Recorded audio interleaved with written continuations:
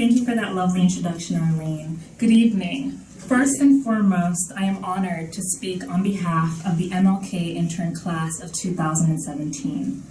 I would like to begin this evening by telling you a story. I volunteered to represent a client in an eviction case just last week before a magistrate judge. I entered the building, noticed my client wasn't present, and sat down. A few minutes later, a woman came in. She seemed jovial. "I have two today," she said. It seemed as though the judge's clerk knew this woman quite well. I thought to myself, she's probably an attorney, a frequent flyer. I continued to prep for my case as the nervous legal intern that I am, while I waited for my client to arrive. Minutes, however, felt like hours. As I glanced around the room, everyone seemed apathetic, unmoved by the environment and the situation that brought them into court that day. Finally, my client arrived. I was succumbed with an overwhelming sense of relief. My client signed in, walked over, sat down, and greeted me. She then turned to the other side and greeted the woman sitting next to her.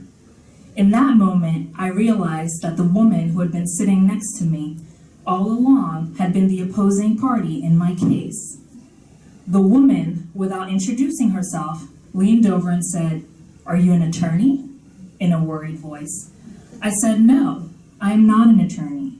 She then said, "Well, are you going into court with her? Are you representing her today?" I said, "Yes, I am representing her today, on behalf of Neighborhood Legal Services."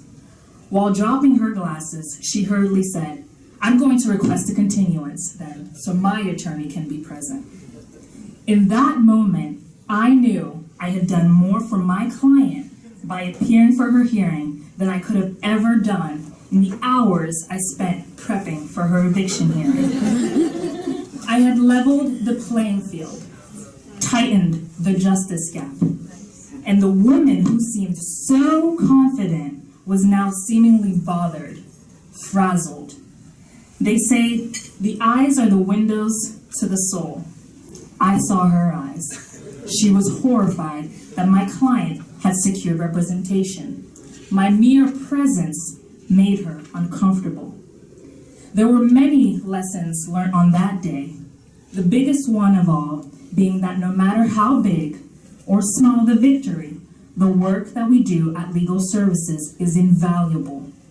Whether you helped file an appeal for an undocumented immigrant whose medical benefits were wrongfully terminated, or you assisted a nonprofit in developing sustainable and affordable housing, or you spent time reviewing security footage for an inmate who had been brutally attacked by prison guards, you are advocating for the most vulnerable in our community, leaving your mark on advocacy efforts that may change laws and administrative policies that adversely and overwhelmingly affect the poor, or as I learned today, financially challenged. There is no constitutional right to counsel in civil cases, but through our work at Legal Aid, we uphold the ideal that the quality of justice you receive should not depend on how much money you have.